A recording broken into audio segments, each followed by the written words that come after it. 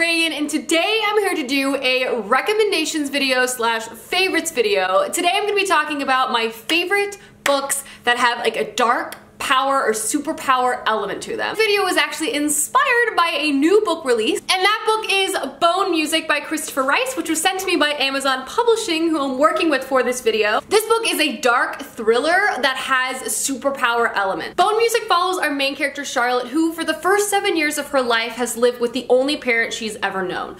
Two serial killers who've killed her real mom, kidnapped her, and then raised her and tried to mold her into a serial killer like themselves. So basically evil. However, Charlotte is saved and then reunited with her real father. She thinks everything is behind her, but when her real father begins exploiting her story for fame, she again finds herself in an unfortunate situation. Things escalate even further when she's dosed with an experimental drug which gives her superpowers. And now Charlotte is trying to harness and learn what this new power is and basically use it to enact her revenge on evil people like the serial killers that have impacted her in her past. That's right, Charlotte's out there to be the secret superhero we all need, taking down serial killers that are horrible people. This is a thriller mixed with some science fiction-esque superhero powers, which honestly are some of my favorite combinations of tropes, which is why, inspired by this novel, I'm going to be talking about some of my favorite books that feature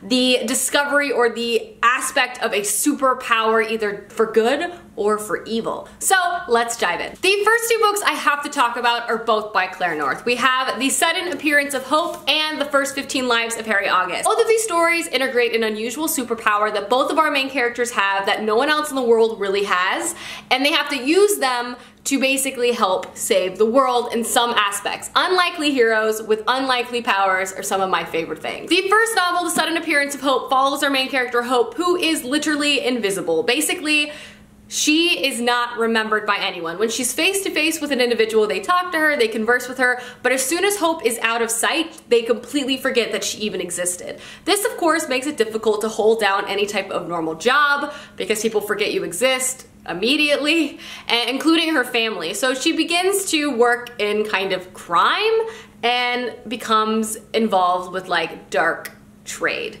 However, when she gets wind of a really horrible plot, she kind of puts herself on the line using her unusual power to help ultimately save the day. This is another thriller with a superhero superpower element to it, and it's so good. Other Claire North book I'm going to talk about is one of my favorites. It's The First 15 Lives of Harry August, which follows our main character, Harry August, who has the unusual power of him living his life, dying, and then he lives his entire life again with all the memories of his life. Always the same time period, but obviously depending on different paths he takes, his lives are slightly different, and he gets to retain all the knowledge of existing over and over and over again.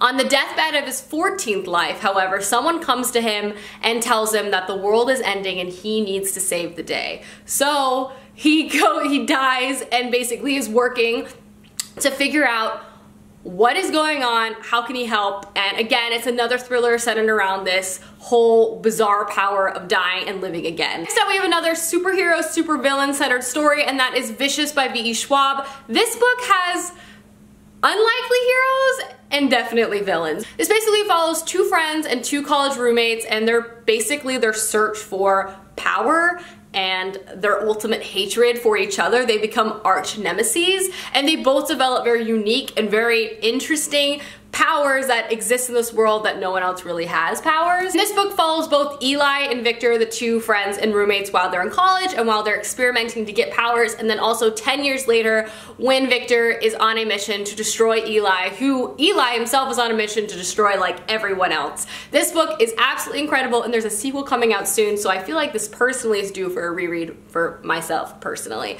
But some great dark superpowers in this book. Next up is a book that kind of has superpowers, and that is Scythe by Neil Shusterman. I've been going on and on and on and on and on about this novel, but this book is set in kind of a dystopian, utopian future, basically in a world where all horrible things that humans experiences have been dealt away with. There's no war, there's no disease, there's no famine, there's no poverty, there's no death, so people are immortal. And the only way for someone to die is if a scythe kills them. So in a way, I feel like scythes have a superpower because they are the only ones that can kill people.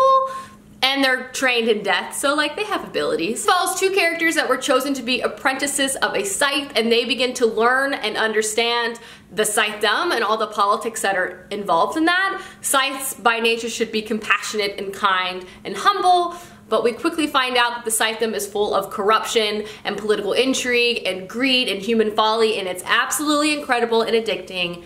And it's so dark and delicious. Next up, I have to recommend the book Lexicon. This book I just feel like is so clever, also centering around powers, but the power is in words. It follows an academy, which you would think we'd be teaching students, you know, like reading, writing, history, all those general things, but not this academy. This academy is teaching its pupils how to harness words to become poets, to basically control the minds of other people. And that's what words can do in this book. Literally control people. Words are power. You can hurt people with words in this story. And it's absolutely incredible. We follow all sorts of people, good and bad, using words for different purposes and different political needs.